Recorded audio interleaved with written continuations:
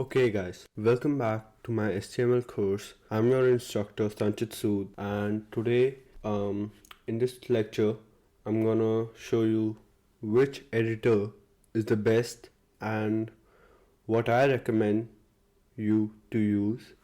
So we're gonna head over to Google Chrome and we're gonna type in Atom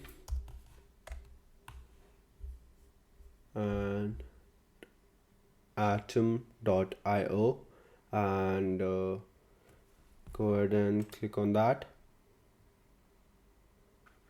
So what you want to do is click the download button right here. It's gonna download, and once it's done, just open it up and follow the instructions. And I already have Atom installed in my Mac, so yeah, you guys can download Atom, and we're gonna work on Atom for the rest of our course. So hope to see you in next lecture. Till then, bye bye.